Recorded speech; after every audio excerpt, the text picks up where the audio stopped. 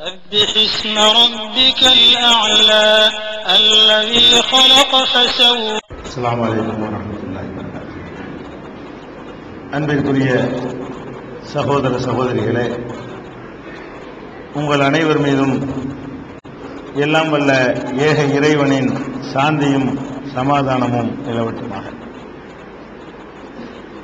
புகையிலை மற்றும் போதைப் பொருட்களை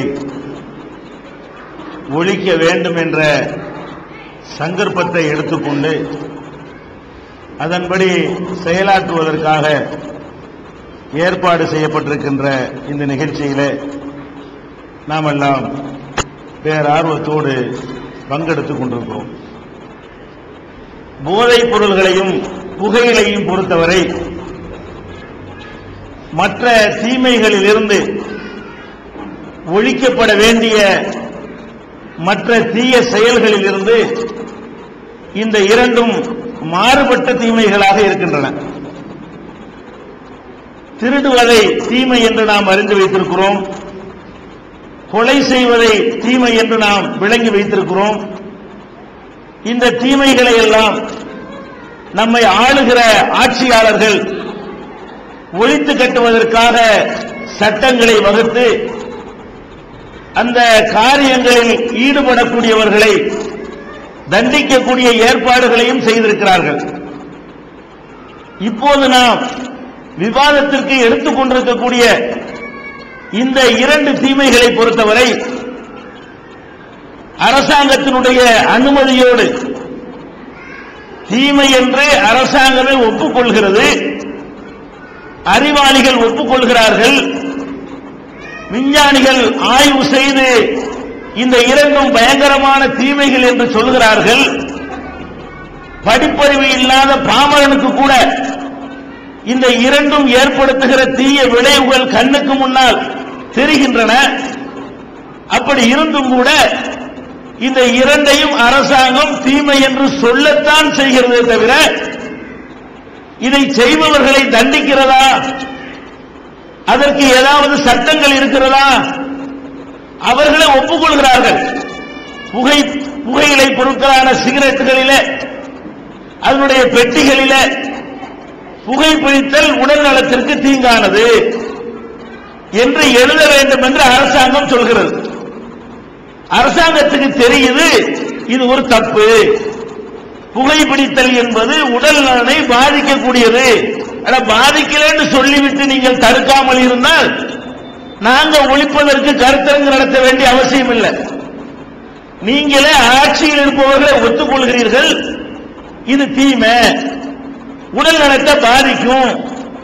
அதே மாதிரி சினிமாக்கள்ல இது மாதிரியான காட்சிகள் வரக்கூடாது, தொலைக்காட்சிகளில் இது மாதிரியான காட்சிகள் இடம்பெறக்கூடாது, பல்கலைக்கழகங்களுடைய வளாகங்களிலே புகையிலை பொருட்களை விற்கக்கூடாது, பான்பராக்கு விற்கக்கூடாது, பொது இடங்களிலே புகைப்பிடிக்க கூடாது, இப்படியெல்லாம் சட்டங்கள் போடுவதில் இருந்து இது தீமை என்பதை அவர்கள் ஒப்புக்கொள்கிறார்கள். ஆனால் அது விற்பனை செய்வதற்கு கள்ளத்தனமாக ஏற்பாடு செய்கிற காட்சி நீங்கள் பார்க்கிறீர்கள். ஏன் ஒரு உத்தரவு போட்டு இந்த பொருள்களையே உற்பத்தி செய்யக்கூடாது என்று தடுக்க முடியாதா? இதை விற்பனை செய்பவர்களுக்கு தண்டனை கொடுக்க முடியாதா?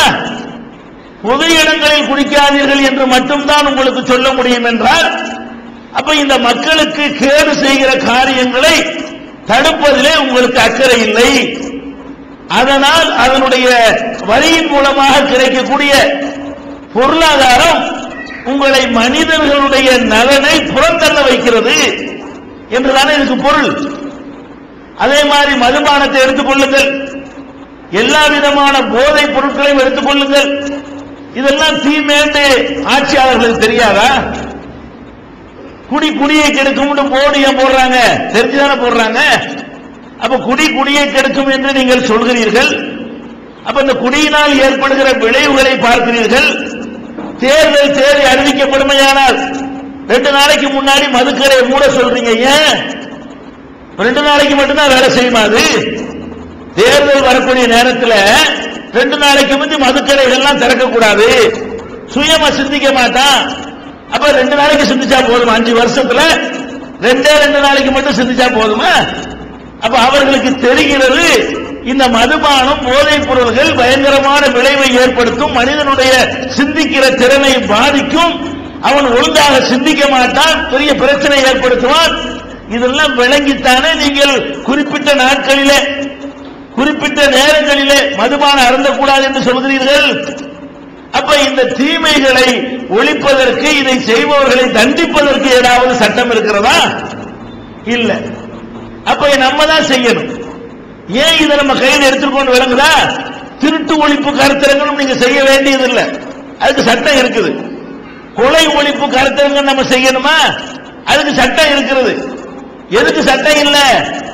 இந்த மாதிரி தீமை என்று சொல்லிக்கொண்டே வருகிற வருமானத்திற்காக வேண்டி நம்முடைய மக்களுடைய, பாமர மக்களுடைய, பொதுமக்களுடைய நலனுக்கு எதிராக செயல்படக்கூடியவர்கள் தான் ஆட்சி கட்டிலே அமர்ந்து கொண்டிருக்கிறார்கள் தொடர்ச்சியாக. அதனால இதை நம்ம தான் சமூக அக்கறையோடு இறங்கி இதனுடைய தீமைகளை புரிய வச்சு இதனால் ஏற்படுகிற கேடுகளை எல்லாம் சொல்லி விழிப்புணர்வு ஏற்படுத்த வேண்டும் என்ற கடமை நம் மீது சுமத்தப்பட்டிருக்கிறது. ஏன் இந்த கருத்தரங்கம் என்பதற்கான காரணத்தை நான் சொல்கிறேன். அப்ப இந்த போதைப் பொருள்களையும் புகையிலை பொருட்களையும் ஒழிக்க வேண்டும் என்று சொன்னால் இப்ப நம்ம கண்ணு முன்னாடி இருக்கிற வழி என்ன? அதன் கேடுகளை மக்களுக்கு நம்ம எடுத்து சொல்ல வேண்டும். அவனால புரிந்து கொண்டு ஒதுங்கினாலே தவிர இவங்க ஒரு காலத்தில் ஒழிக்க மாட்டாங்க. யார் ஆட்சிக்கு வந்தாலும், எவ்வளவு பெரிய மேதை அந்த ஆட்சி கட்டில அமர்ந்தாலும் அவர்கள் ஒரு காலம் இந்த 2 தீமைகளையும் ஒழிக்க மாட்டார்கள். அதுக்கு முன்னாடி எதிர்த்து பேசிக் கொண்டிருந்தவர்கள் எல்லாம் அந்த கட்டில போய் உட்கார்ந்த உடனே அதை சமாதானம் செய்வதற்கு, சமரசம் செய்வதற்கு அதுக்கு சில வாதங்களை வைத்திருக்கிறார்கள். அதை சொல்லி நியாயப்படுத்தி விட்டு போய்விடுவார்கள். அதை நம்ம பார்க்கிறோம். அதனால நம்ம இப்ப அந்த 2ஐயும் ஒழிப்பதற்கு உரிய முக்கியமான வேலை என்ன என்று சொன்னால், இதனுடைய தீமைகளை பாமரர்களும் புரிந்து கொள்ளுகிற வகையில் மக்களிடத்தில் கொண்டு செல்ல வேண்டும். இஸ்லாத்தை பொறுத்த வரைக்கும் நபிகள் நாயகம் ஸல்லல்லாஹு அலைஹி வஸல்லம் அவர்கள் இந்த 2ஐயும் இணைத்து ஒற்றை வரியிலே ஒரு பொன்மொழியை சொன்னார்கள். குல்லு முஸ்கிரின் வ முஃப்திரின் ஹராம். மனிதனுக்கு கேடு தருகிற அனைத்தும், போதையை ஏற்படுத்துகிற அனைத்தும் ஹராம். அந்த அதனுடைய விரிவாக்கம் தான் இது. நபிகள் நாயகம் சொன்னார்கள், குல்லு முஸ்கிரின், போதை தருகிற ஒவ்வொரு பொருளும் ஹராம். குல்லு முஃப்திரின் ஹராம். முஃப்திர்னு சொன்னா உடம்புக்கு கேடு வரக்கூடியது, ஆரோக்கியத்தை கெடுக்கக்கூடியது. அப்ப ஆரோக்கியத்தை கெடுக்கும் என்றாலும் அது ஹராம், போதை ஏற்படுத்தும் என்றாலும் அது ஹராம், தடை செய்யப்பட்டது, குற்றம், பாவம், செய்யக்கூடாது என்று நபிகள் நாயகம் ஸல்லல்லாஹு அலைஹி வஸல்லம் அவர்கள் நமக்கு எச்சரிக்கை செய்திருக்கிறார்கள். இந்த அளவுகோலின் அடிப்படையில் முதலில் புகையிலை பொருளை எடுத்துக்கொள்ளுங்கள். அந்த புகையிலை பொருளில புகை வருவதற்காக பெரும்பாலும் பயன்படுத்துறதுனால அந்த இலைக்கே புகையிலைன்னு வச்சுட்டாங்க. புகை இல்லாமையும் மென்று திங்கவனா செய்யறான். இருந்தாலும் அது புகைப்பதற்குத்தான் அதிகமாக அந்த இலை பயன்படுகிற காரணத்தினால் அதுக்கு பேரை எப்படி வச்சுட்டான்? புகையிலையா. அது புகையா வந்துகிட்டு இருக்குது. இவன் புகைக்கிறான். இவன் போய் அதுல புகை வர்றதுக்காக பயன்படுத்துறதுனால அந்த இலைக்கு பேரு என்ன? புகையிலை. இந்த புகையிலையினால என்ன ஏற்படுது? ஒரு இஸ்லாமியன் என்ற அடிப்படையிலையும், ஒரு ஒழுக்கம் பேணக்கூடியவன் என்ற அடிப்படையிலையும், தன்னுடைய ஆரோக்கியத்தை தானே பாதுகாத்துக் கொள்ளக்கூடியவன் என்கிற அடிப்படையிலையும், மற்றவர்களுக்கு தன்னால் எந்த கேடும் வந்துவிடக் கூடாது என்ற சமூக அக்கறை உள்ளவன் என்ற அடிப்படையிலும் நீங்கள் சிந்தித்து பார்த்தால், ஃபர்ஸ்ட் இந்த புகையிலையின் ஒரு அங்கமாக இருக்கிற புகைப்பிடித்தல், அது வீடி வடிவத்தில் இருந்தாலும், சுருட்டு வடிவத்தில் இருந்தாலும், சிகரெட் வடிவத்தில் இருந்தாலும், இந்த புகையை இழுத்து வெளியே விடுறான இது நல்லதா? இதனால் மனிதனுக்கு ஒரு நன்மை கிடைக்குமா? நிச்சயமா கிடைக்காதுங்க. தண்ணி அடிக்கிறதுலையாவது சில பேர் என்ன செய்யறான்? நல்லதுன்னு சொல்லுவான். சில டாக்டர் சொல்லிவிடுவான், அதனால சில நன்மை இருக்குது, டாக்டர் குடிப்பான். ஆனா புகை பிடிக்கிறது நல்லதுன்னு சொல்லக்கூடிய ஒரு விஞ்ஞானி இருக்கிறானா? ஒரே ஒரு விஞ்ஞானி இந்த புகை பிடிக்கிறதுனால் இந்த நன்மைகள் விளைகின்றன ஒருத்தன் சொன்னது கிடையாது. காப்பிக்கு சொல்லுவாங்க, டீக்கு சொல்லுவான், 72 கருத்து சொல்லுவான். ஒருத்தன் நல்லதுமா, ஒருத்தன் நல்லது இல்லையம்மா, ஒருத்தன் டீ குடிச்சா ஆயுள் கூடுமா, ஒருத்தன் வந்து நோய் வருமா. இப்படி எதை எடுத்தாலும் ரெண்டு கருத்து இருக்குது. ரெண்டு கருத்து இல்லாம எல்லாரும் ஏகமனதா ஒரு விஷயத்தை கெடுதின்னு சொல்றாங்களே, அப்படிப்பட்ட விஷயங்கள் உலகத்தில் ரொம்ப ரொம்ப ரொம்ப ரொம்ப கம்மிங்க. அதுல ஒண்ணு புகைப்பிடித்தல். புகைப்பிடித்தல்ல நன்மை வருதுன்னு பட்டியல் போட்ட ஒரு அறிவாளி கிடையாது, ஒரு விஞ்ஞானி கிடையாது. அதனால் எந்த கேடும் வராதுன்னு சொல்லி நற்சான்று வழங்கின ஒருத்தன் கிடையாது. சரி, அவ்வளவுதானா? அந்த புகை பிடிக்கிறவன் போய் கேளுங்களேன், இதுல உனக்கு என்ன நன்மை? நன்மை இல்லைன்னா விட முடியலையேங்கிறான். அடையில என்னடா உனக்கு நன்மை? சத்து வருதா, பலம் வருதா? ஒண்ணுமே கிடையாது. அப்ப இந்த புகைப்பிடித்தல் என்பது ஒரு நன்மையும் இல்லை என்பது அனைவராலும் ஒப்புக்கொள்ளப்பட்ட உண்மை. அதுல முழுக்க முழுக்க தீங்குதான் இருக்கிறது என்பது அனைவராலும் ஒப்புக்கொள்ளப்பட்ட உண்மை. முழு அளவுக்கு தீங்கு என்று தெரிந்த ஒரு காரியத்தை எவ்வளவு சர்வ சாதாரணமாக இந்த மக்கள் செய்து கொண்டிருக்கிறார்கள். அப்படி என்ன தீங்கு இருக்கிறது? ஒன்றல்ல, ரெண்டல்ல, நிறைய தீங்குகள் இருக்கிறது. நம்ம புகைப்பிடிக்கிறோம் வைங்கள, ஃபர்ஸ்ட் நீங்கள் புரிந்து கொள்ள வேண்டிய விஷயம், நம்ம புகைப்பிடித்து விட்டு நம்ம அந்த புகையை வெளியே விடுறோம். நமக்கு வர கேட விட்டுருங்க. இந்த புகையை வெளியே விடும் பொழுது அந்த புகையினால் ஏற்படக்கூடிய நச்சு பொருள்களை எல்லாம் மற்றவர்கள் சுவாசிக்கிறார்களா இல்லையா? வீட்டில் வச்சுக்கிட்டு புகைப்பிடிச்சான்னு சொன்னா அதை சுவாசிக்கிற அவனுடைய மனைவிக்கு, அவனுடைய பிள்ளைகளுக்கு, மற்ற இடத்துல வச்சு வெளியே விட்டான்னு சொன்னா அதை திரும்பி இழுக்கக்கூடிய மக்களுக்கு அதனால் கேடு ஏற்படுகிறது என்று விஞ்ஞானிகள் சொல்கிறார்கள், கண்டுபிடித்து நிரூபித்திருக்கிறார்கள். அப்ப நீ ஒரு மனுஷன் வந்து உனக்கு ஏதோ ஒரு இன்பமாக இருக்கிறது என்ற காரணத்திற்காக உன் மனைவியுடைய ஆரோக்கியத்தை நீ கெடுக்கலாமா? வளர வேண்டிய உன் எதிர்கால சந்ததியுடைய ஆரோக்கியத்துக்கு கேடு செய்யலாமா? பொதுமக்களுக்கு நீ கேடு செய்யலாமா என்ற ஒரு பொது நோக்கோடு ஒருவன் சிந்தித்தால் இந்த புகையை அவன் ஆடவே மாட்டான். இஸ்லாத்தை பொறுத்த வரைக்கும் இந்த கேடை விடுங்க.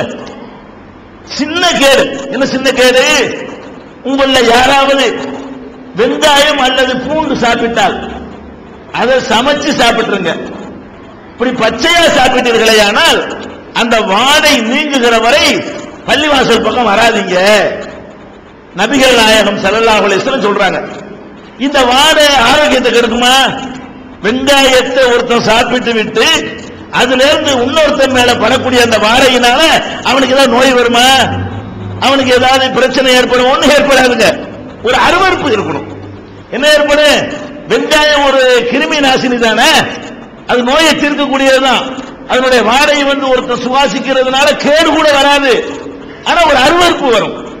அப்ப அருவருப்பு வருது என்ற ஒரு காரணத்திற்காக ஒரு கேடும் அதனால் ஏற்படாது என்று இருந்தும் நபிகள் நாயகம் ஸல்லல்லாஹு அலைஹி வஸல்லம் அவர்கள் அடுத்தவனுடைய நிலை எப்போ பக்கத்தில் நிக்கிறவன் அதை எப்படி எடுத்துக்கொள்வான், அவன் எவ்வளவு சங்கடப்படுவான்.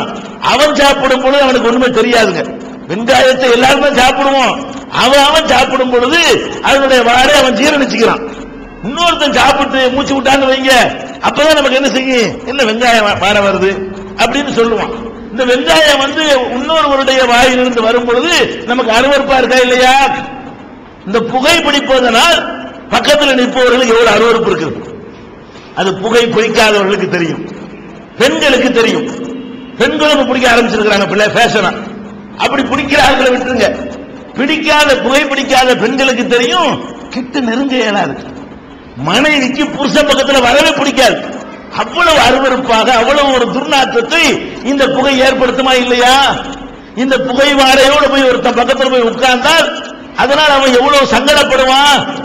இதையெல்லாம் கவனிக்க வேண்டும் என்று சொல்ற ஒரு மார்க்கம் இஸ்லாம். பெரிய பாரதூரமான விஷயம் இல்ல, சின்ன விஷயம். இதெல்லாம் நீ கவனம் செலுத்துப்பா என்று சொல்லக்கூடிய ஒரு மார்க்கத்தில் ஒருத்தன் எப்படி புகை பிடிக்கலாம்? இந்த புகை பிடிக்கிற காரணத்தினால அவனுக்கு என்னவெல்லாம் ஏற்படுது? அவனுக்கு காசு நோய் ஏற்படுகிறது, நிரூபித்திருக்கிறார்கள். புற்றுநோய் நுரையீரல் புற்றுநோய் வருகிறது, நிரூபித்திருக்கிறார்கள். சீக்கிரமே மாரடைப்பு வருகிறது, நிரூபித்திருக்கிறார்கள். அவனுடைய ரத்தத்தில் சிவப்பணுக்களை குறைக்கிறது, நிரூபித்திருக்கிறார்கள். இதன் காரணமாக அவனுடைய ஆண்மை கூட சமயத்தில் கேள்விக்குறியாகிறது. அவனுக்கு மனைவியோடு சந்தோஷமாக குடும்பம் நடத்துவது கூட பிரச்சனை ஏற்படுத்தும் என்று நிரூபித்திருக்கிறார்கள்.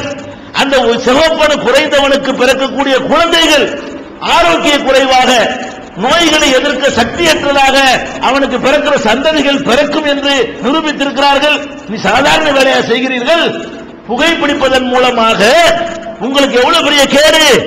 ஒரு சந்தோஷத்துல இல்லாத வாழ்க்கையில அவன் மகிழ்ச்சியாக இறங்க முடியுதான்னா அதை பாதிக்குது.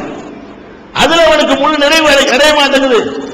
மேல ஒரு 10 மாடி ஏற சொன்னோம்னு சொன்னா அவன் மேல் மூச்சு கீழ் மூச்சு வாங்குது. 25 வயசு வாலிபனுக்கு 75 வயசு கிழமை மாதிரி அவன் இருக்கிறான். நீ பார்க்கலாம்.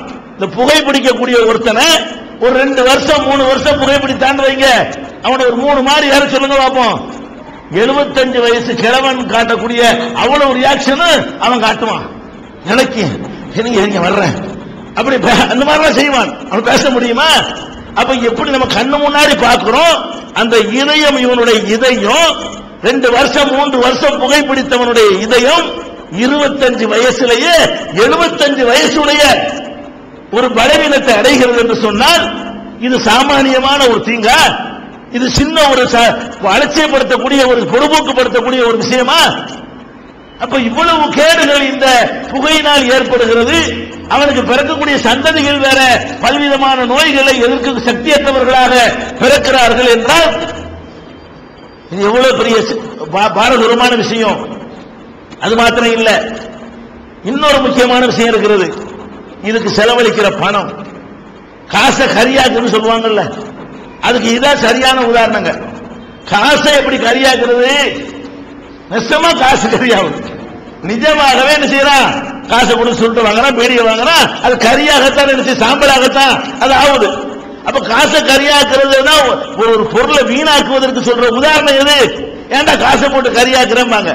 அந்த காசை கரியாக்குறது யாரும் செய்ய மாட்டானா, அதுதான் இந்த உதாரணம். காசு போய் வேணா கரியாக்குவானா? காசை உருப்படியானது தான் செலவு செய்யணும் அப்படிங்கிறது தான் இந்த பழமொழி. இவன் என்ன பண்றான்?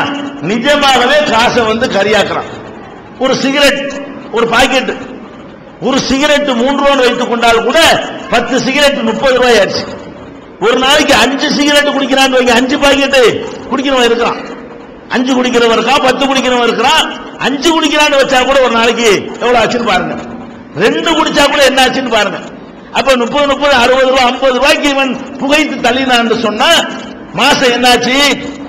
ஒரு நாளைக்கு 50 ரூபான்னு சொன்னா மாசம் எவ்வளவு? 1500 ரூபாய். 1500 ரூபாய்க்கு குடும்பம் சோறு திங்கலாம். 1500 ரூபாயில குடும்பத்துக்கு சோறு போடக்கூடியவன் கிராமத்தில் இருக்கிறான் இன்னமும். அப்ப ஒரு குடும்பமே சாப்பிடக்கூடிய ஒரு பொருளாதாரத்தை தனக்கு கேடு செய்கிற ஒரு காரியத்திற்காக ஊதி என்ன செய்கிறான்? அவன் தள்ளுகிற காட்சியை பாக்குறீங்க. அப்ப மாசம் 1500 ரூபாய்னா வருஷத்துக்கு 18000 ரூபாய் ஆச்சு.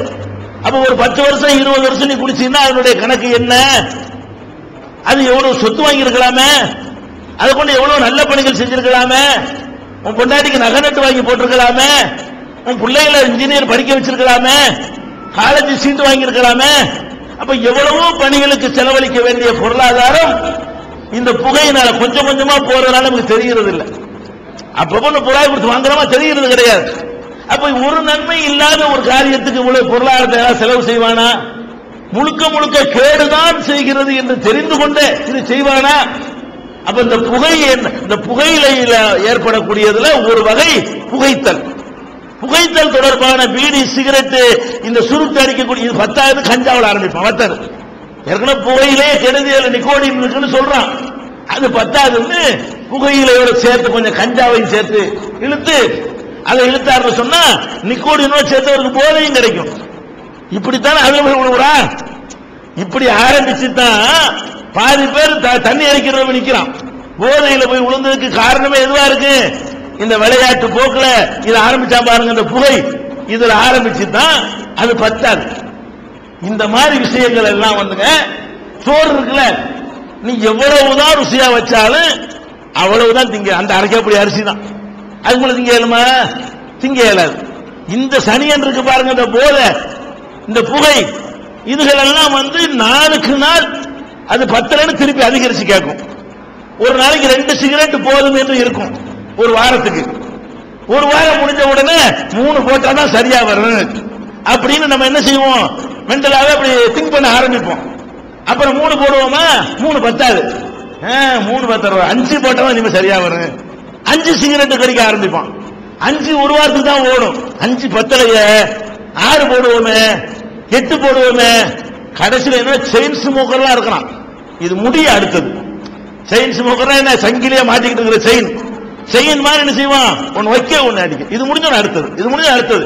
பேசினாலும் சாப்பிட்டாலும் சோறு நிறுத்தி அடிக்கிறவன்லாம் இருக்கிறான். சாப்பிட்டுக்கிட்ட காப்பி குடிச்சுட்டே அடிப்பான், சோறு தின்னுட்டே அடிப்பான். ஒரு வினாடி கூட அவனால் தூங்குற நேரத்தை தவிர ஒரு வினாடி கூட அவனால் வந்து அடிக்காமல் இருக்க முடியாது.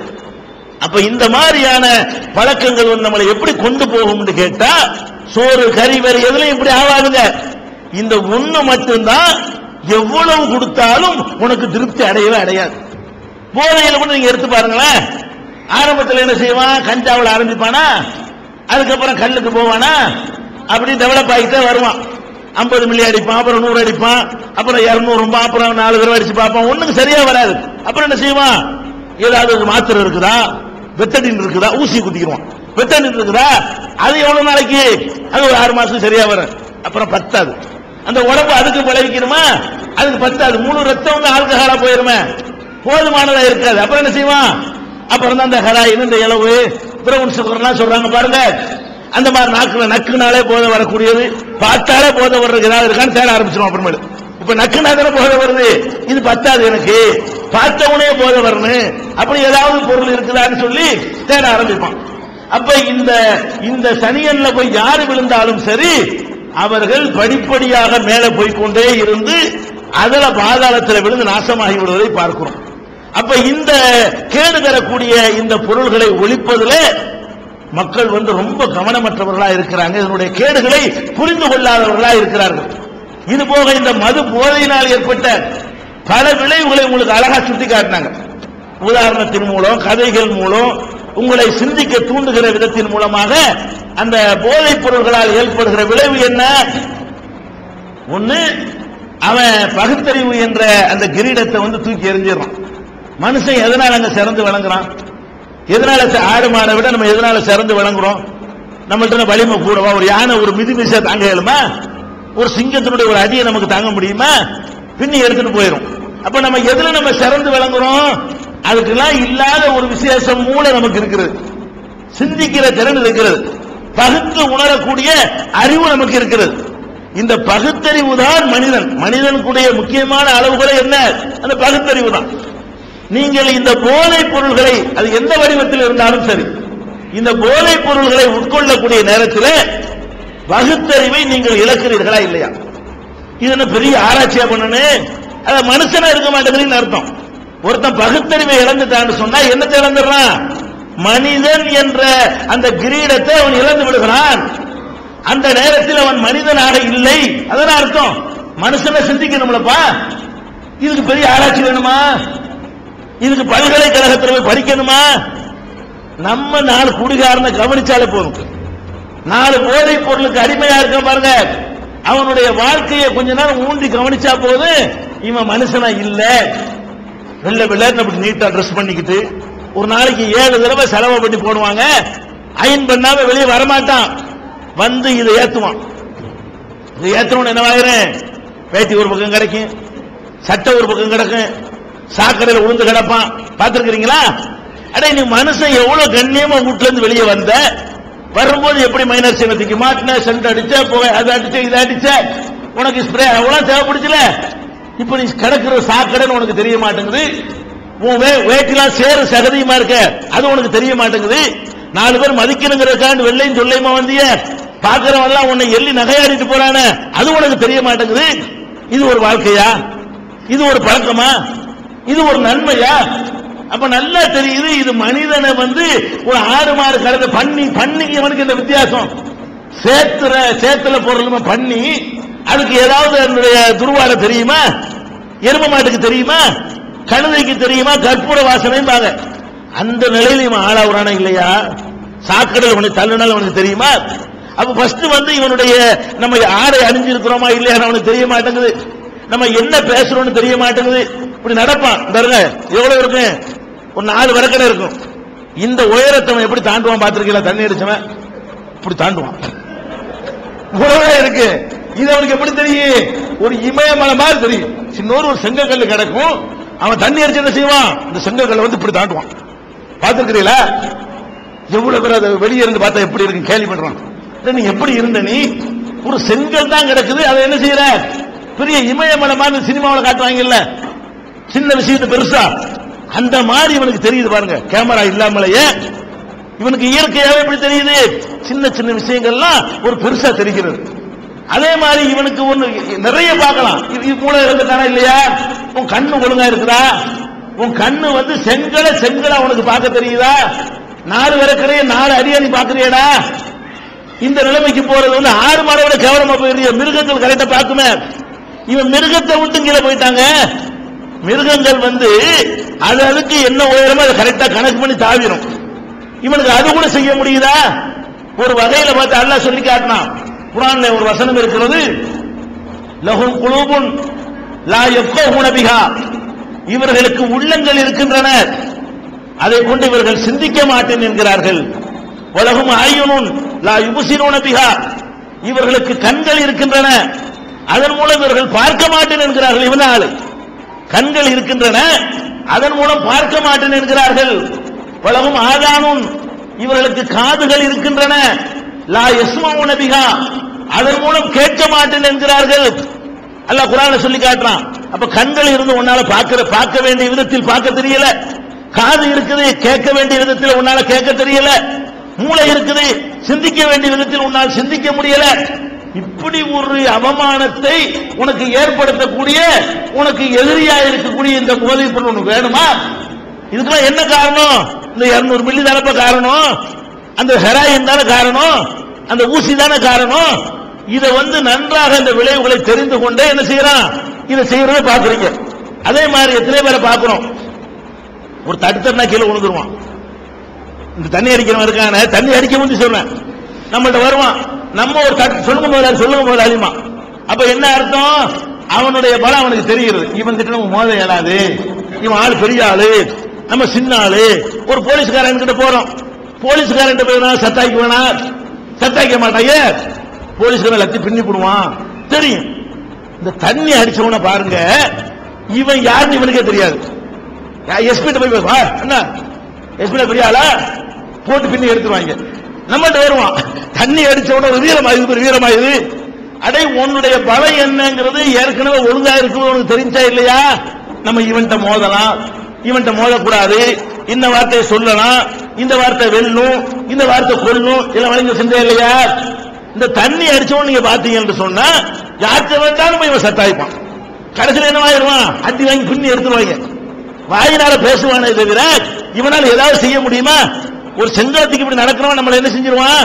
வாயை வச்சிருந்தோம், தலை சீவிரம் பார்ப்போம், அப்படி ஒண்டி கொண்டு வரையாடாமா. எவனாச்சும் இறங்கி ஒரு தடுத்தா போறதில்ல, அவ்வளவுதான், பணமா கூட ஆயிடுவான். சில நேரத்தில் பலமா தட்டி விட்டோம்னா அவரை பணத்தை தூக்க வேண்டியதான். அப்ப இந்த அளவுக்கு ஒரு மனிதனை வந்து அவன் யாரு, அவன் என்னங்கிற தெரியாத அளவுக்கு ஆக்குதா இல்லையா? கட்டின பொண்டாட்டி, அவனுக்கு காலமெல்லாம் கஷ்டப்படக்கூடியவன், அவன் அங்கிருந்து சம்பாரிச்சுட்டு எப்போ வருவான், அதை வச்சு கஞ்சி காய்ச்சி ஊத்தலாம்னு காத்துக்கிட்டு இருக்காள வீட்டுல. வாங்கின சம்பளத்தை அம்பட்டி குடிச்சிட்டு போய் உள்ள போய் பொண்டாட்டி இழுத்து போட்டு அடிக்கிறானா இல்லையா? அடே நீ ஒரு மனைவி நீ அடிக்கிறிய, ஒரு அவ அடிக்கிறதுக்கு உரிய என்ன காரியத்தை செஞ்சா நீ அடிக்கிற? ஒண்ணும் கிடையாது, யாரையாச்சும் அடிக்கணும். இந்த தண்ணி அடிச்சு விட்டா நம்மள எப்படி தோணும்? என்ன தேவை போட்டு அடிச்சு அந்த வீரத்தை காட்டணும். வெளியில அடி வாங்கிட்டு வந்துட்டானா, அப்ப அடி வாங்கிக்கிறவ யாரு? பொண்டாட்டி. வந்து இழுத்து போட்டு அடிச்சு வெளியில உள்ளவெல்லாம் பார்த்து அவ பொண்டாட்டி ஜாக்கெட்டை இவனை கிழிப்பான். இன்னொருத்தன் கிழிக்கும் போது காப்பாத்த கடமைப்பட்டவன் பொண்டாட்டி சிலை இவனை உருவான். இன்னொருத்தன் உருவும் போது இவனை காப்பாத்த கடமைப்பட்டிருக்கிறான். அப்ப தன் மனைவியுடைய மானத்தை, மரியாதையை, ஒழுக்கத்தை எல்லாம் காப்பதற்கு பொறுப்பேற்றிருக்கக்கூடிய இவன் பொண்டாட்டி இழுத்து அடிக்கிறானா இல்லையா? இவன் பொண்டாட்டியுடைய ஆடையை கிழிக்கிறானா இல்லையா? அவளை இழுத்து போட்டு ரோட்ல போட்டு அடிக்கிறானா இல்லையா? அப்ப இந்த மாதிரி ஒரு அநாகரிகமான ஒரு காரியத்திற்கு அவனை தூண்டுத. இதை வந்து ஒருத்தர் செய்யலாமா? இப்படி எல்லாம் நீங்கள் மக்கள்கிட்ட கொண்டு போய் என்ன செய்யணும்? விழிப்புணர்வு. சும்மா அறிவுரை சொன்னா பத்தாது, அவ்வளவு வேணாம். ஒரு குடிகாரனை இந்த குடியில உளருவான்ல, அதை அப்படி டேப் பண்ணுங்க. இப்ப வீடியோவே பண்ணுவான். இப்ப என்ன செய்யலாம், இந்த தண்ணியில் அடிக்கிற வீடியோ போட்டு அவன் தெரிஞ்சவன போட்டு காட்டுங்க. வாடுறா நீ தான், இது நீ தான் பாரு என்ன செஞ்சிருக்கேன்னு பாரு. இப்ப தெரிஞ்சிருவாங்க அவன் இப்படி இப்படி இல்லாம நான் நடந்தேன், இவ்வளவு கேவலமா நடந்திருக்கிற, இவ்வளவு இழிவான முறையிலே அவனுடைய நடவடிக்கை இருந்திருக்குது. அவ்வளவு அவனே வெற்றி தலை குனிகிற அளவுக்கு அந்த நிகழ்ச்சிகள் இருக்குமா இருக்காதா? தாய்க்கும் தாரத்துக்கு வித்தியாசம் தெரிய மாட்டேங்குது. கொண்டாட்டி நினைச்சு யாரை போய் கையை பிடிச்சிருக்கிறான், அம்மாவை பிடிச்சிருக்கிறான், அக்காவை பிடிச்சிருக்கிறான். அப்ப இந்த மாதிரி எல்லாம் நடக்கிறதுக்கு காரணம் எது? இந்த தண்ணி தான். எம்ஜிஆர் சத்துணவு கொண்டு வந்தாரு. சத்துணவு கொண்டு வர்றதுக்கு என்ன காரணம் சொன்னாரு தெரியுமா? இவங்க எல்லாம் குடிச்சு விட்டு வீட்டுல கொண்டாந்து காசை கொடுக்காம வாங்கின சம்பளத்தை குடிச்சு விட்டு பிள்ளைகளை பட்டினியா போடுறாங்க. பிள்ளைகளை பட்டினம் போடுறதுனால என்ன செய்யறாங்க, பெண்கள்லாம் பிள்ளைங்களை வேலைக்கு அனுப்பிடுறாங்க, படிக்க வைக்க மாட்டேங்கிறாங்க. பிள்ளைகளுக்கு சோறு கொடுக்க முடியல, புருஷங்காரன் சோத்தை கொடுத்தா பிள்ளைய படிக்க வைப்பாங்க. அதனால இந்த குழந்தைகளுக்கு நான் சோறு கொடுக்கிறேன், மதிய உணவு கொடுக்கிறேன்னு சொல்லி அவர் சத்துணவு நினைஞ்சாரு எம்ஜிஆர் கொண்டு வந்தார், காமராஜர் கொண்டு வந்தார். ஒரு அளவுக்கு எம்ஜிஆர் வந்து அதை விரிவுபடுத்தினார். அதுக்கு சொன்ன காரணம் என்ன? இதுதான் காரணம். குடும்ப தலைவனாக இருக்கிறவன் கிராமங்களில் குடிச்சுட்டு வந்து பொண்டாட்டிக்கு சோறு கொடுக்க மாட்டேங்கிறான். அப்ப இந்த பிள்ளையை நம்பி தான் வாழ வேண்டிய நிலைமை, பிள்ளைக்கு சோறு கொடுக்கிறதுக்காக வேண்டிய அவனை வேலைக்கு அனுப்பக்கூடிய நிலைமை. இதை தடுத்து நிறுத்துவது என்றால் நம்ம சோத்தை கொடுப்போம், சோத்துக்கு ஆசைப்பட்டாச்சும் பிள்ளை பள்ளிக்கூடத்துக்கு வரட்டும், நான் எடுத்து படிக்கட்டும். ஆனா இது வந்து சோறு கொடுத்து நல்லதா இருக்கலாம், அதை விட இவர் முழுசா ஒழிச்சிருந்தான்னு வைங்க, அவர் அவுட் ஆயிட்டார். சினிமாவுல கூட அந்த மதுபானத்தை அருந்தாமல் நடிச்சவர், மதுபானத்துக்கு எதிராக பிரச்சாரம் பண்ணவர், கருணாநிதி மதுபானத்தை கொண்டு வந்துட்டாருன்னு சொல்லி தருத்தரவா போய் கத்தினவர், அதை சொல்லியே தாய்மார்களுடைய ஓட்டுகளை வாங்கினவர், கடைசி என்ன பண்ணிட்டாரு, அவர் இந்த மதுபானம் திறக்கிறதுக்கு ஒரு லாஜிக் வச்சுட்டார். அந்த அவனை குடிக்கிறது மூலமா வர வருமானத்தில் சோறு போடுறேங்கிறார். ஏன் அதுக்கு நிப்பாட்டி இருக்கலாமே? மதுபானத்தை அடியோடு தடுத்திருந்தா இந்த குழந்தைகளுக்கு சத்துணவு போட வேண்டிய தேவையில்லை, அவன் அப்ப போட்டிருப்பான். அப்ப சம்பாரிச்சு கொண்டே கொடுத்திருந்தான்னு சொன்னா அந்த பிள்ளைகளுக்கு சோறு போட தேவை இருந்திருக்குமா? அப்ப இப்படி எல்லாருமே இதுல வந்து காம்பரமைஸ் ஆகி போகக்கூடிய காட்சி நம்ம பார்க்கிறோம். எனவே இந்த மதுபானங்களினால் மனிதனுடைய பொருளாதாரம் பாதிக்கிறது, அவனுடைய உடல் பாதிக்கிறது. இந்த மதுபானத்தை பொறுத்தவரை இன்னொரு அளவுகளை நீங்கள் புரிந்து கொள்ள வேண்டும். போதைப் பொருள்ல நிறைய பேர் நினைக்கிறோம், பீரை பத்தி எல்லாம் கேட்டாங்கல்ல, அந்த சகோதரி அழகா உங்களுக்கு விளக்கினார்கள். போதைப் பொருள் எல்லாத்திலையும் போதை ஆல்கஹால் இருக்குது, பீர்ல இருக்கிறது, ஜின்னில் இருக்கிறது, பிஸ்கில இருக்கிறது, ஒயினில் இருக்கிறது, ரம்மில் இருக்குது, சாராயத்தில் இருக்கிறது, கல்லில் இருக்கிறது. எல்லாத்திலையும் ஆல்கஹாலுடைய அளவுல தான் வித்தியாசம் இருக்குமே தவிர எல்லாத்திலையும் ஆல்கஹால் இருக்கத்தான் செய்கிறது அப்படின்னு சொன்னாங்க. அப்ப நம்ம ஆட்கள் என்ன பண்றாங்க, இது 4 பாட்டில் அடிச்சாதானே போதை வரும் நினைக்கிறது. ஒரு பாட்டில் அடிச்சா நமக்கு போதை வராது, 4 பாட்டில் அடிச்சா போதை வரும், அதனால ஒன்னு அடிச்சுக்கிருவோம், பீர் மட்டும் அடிச்சுக்கிருவோம். நபிகள் நாயகம் ஸல்லல்லாஹு அலைஹி வஸல்லம் சொன்னாங்க, மா அஸ்கர கதீருஹு ஃபகலீலுஹு மின்ஹு ஹராம். எந்த பொருள் அதிகமாக சாப்பிட்டால் உங்களுக்கு போதை தருமோ அதை குறைவாக சாப்பிடுவது ஹராம். நபிகள் நாயகம் சொன்னார்கள், 100 மில்லி அடிச்சா உனக்கு போதை வருமா? அத்தகைய பொருளில் 1 மில்லியும் நீ அடிக்கக்கூடாது. 1 லிட்டர் அடிச்சா போதை வருமா? அத்தகைய ஒரு பொருளில் 50 மில்லி கூட அடிக்கக்கூடாது. 50 மில்லி உனக்கு போதை ஏற்படுத்தாவிட்டாலும் உன்னுடைய உடம்புக்கு அந்த ஆல்கஹால் தேவை என்ற ஒரு பாடத்தை அது சொல்லி தரும். அதுக்கப்புறம் அது பத்தாது, அப்புறம் 100 மில்லி அடிக்க வேண்டி வரும், அப்புறம் 200 மில்லி அடிக்க வேண்டி வரும்.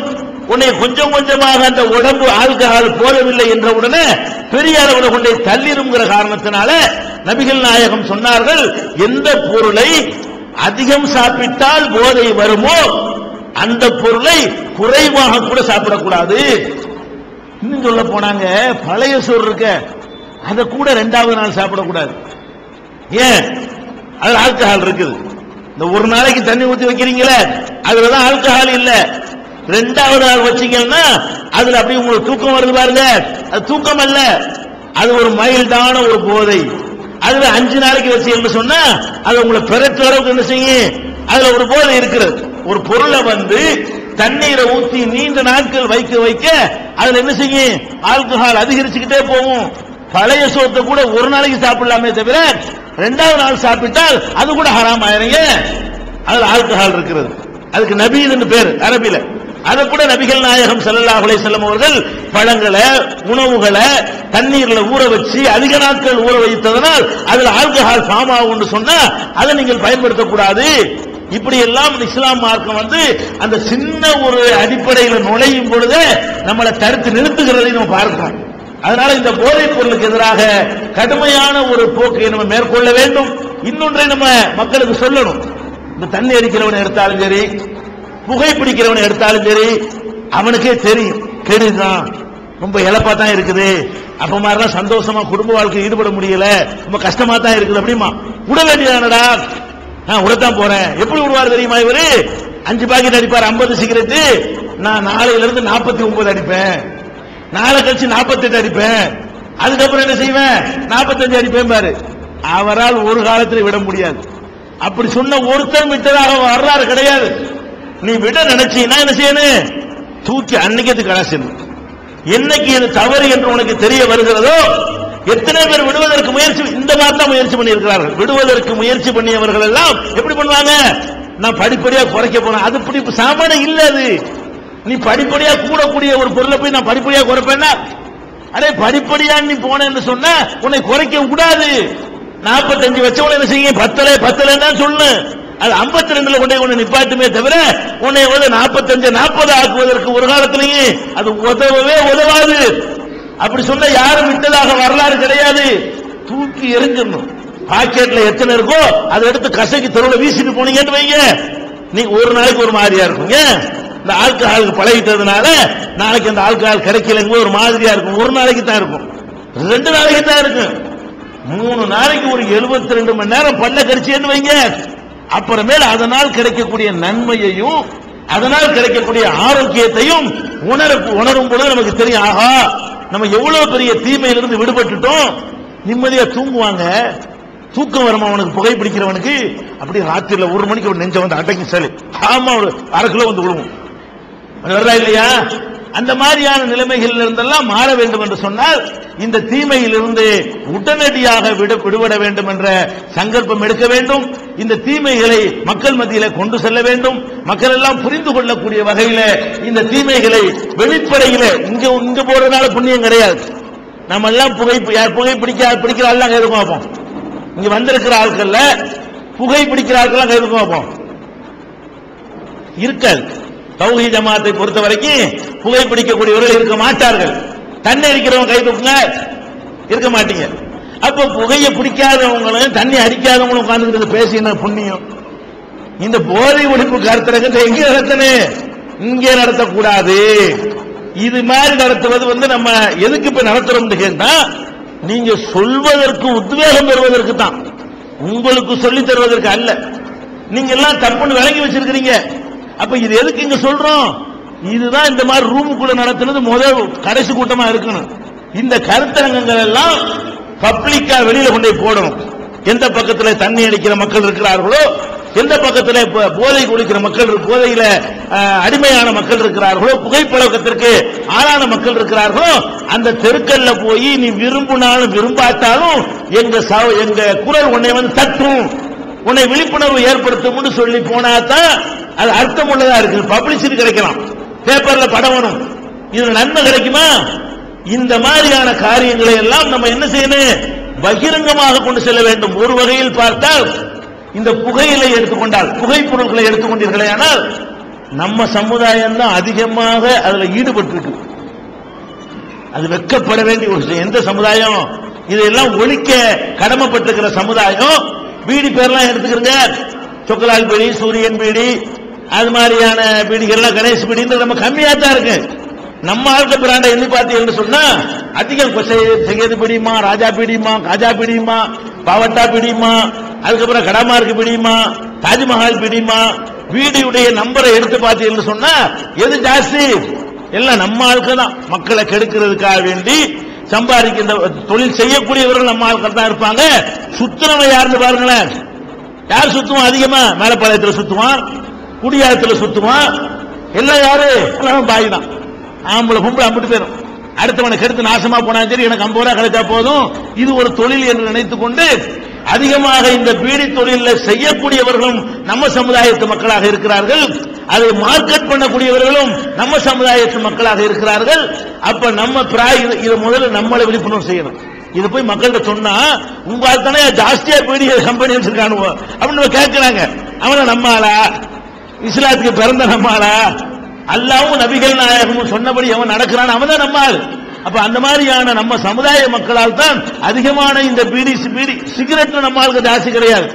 சகோதரர் அவர் பெரியவர் சொன்னார் இல்லையா, இந்த சார்மினார் அது ஒண்ணுதான் நம்மளு, பாக்கி எல்லாம் யாரு, எல்லாம் இந்தியா டுபாக்கோ தான். இருந்தாலும் சாதாரண மக்கள் பயன்படுத்தக்கூடிய இந்த பீடி தொழில ஈடுபடுற மக்கள் மீட்டெடுக்கணும். ஈடுபடாதீங்க. நம்மளும் கடை வச்சிருந்தோம்னு சொன்னா அந்த பீடியை விற்கிறோம். எதுக்கு விற்கிறோம்? அதுல கிடைக்கிற 10 ரூபாய் காசுக்காக வேண்டி எவன் செத்தாலும் பரவாயில்லைன்னு நினைக்கிறதா? அதுல நீங்க காம்ப்ரமைஸ் ஆகுறீங்களா இல்லையா?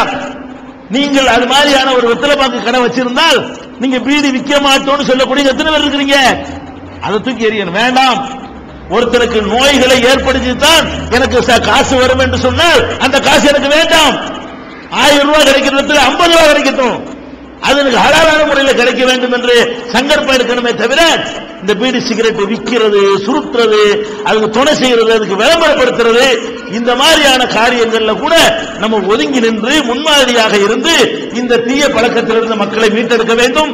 பொதுமக்கள் மத்தியில் இந்த நிகழ்ச்சியை கொண்டு செல்ல வேண்டும். எல்லா மக்களுமே இந்த பீடி சிகரெட்டுக்கு எதிராக கொந்தளிக்கக்கூடிய ஒரு நிலைமையை, போதைப் பொருளுக்கு எதிராக கொந்தளிக்கக்கூடிய ஒரு நிலைமையை, விழிப்புணர்வை ஏற்படுத்த வேண்டும். நிச்சயமாக நம்ம முயற்சி பண்ணினால், உழைத்தால் ஏற்படுத்த முடியும். நபிகள் நாயகம் ஸல்லல்லாஹு அலைஹி வஸல்லம் அவர்கள் இதெல்லாம் விட அதிகமாக போதை பழக்கம் உள்ள மக்கள் மத்தியில் தான் பிரச்சாரம் செய்தார்கள். பிறகு குடமாக ரோட்ல போட்டு உடைக்கலையா? மக்களை நம்ம உழைத்தோம் என்று சொன்னால், பாடுபட்டோம் என்று சொன்னால் நிச்சயமாக அந்த மாற்றத்தை ஏற்படுத்த முடியும் என்ற நம்பிக்கையோடு களமிறங்கி போராடுவோம். அல்லாஹ் ரப்பல் ஆலமீன் இத்தகைய தீமையை ஒழிக்கக்கூடிய முதல் படை தளபதிகளாக நம்மை அங்கீகரித்துக் கொள்வானாக என்று கூறி என்னுடைய உரையை நிறைவு செய்கிறேன். வாஹிரு தாவானா அல்ஹம்துலில்லாஹி ரப்பில் ஆலமீன்.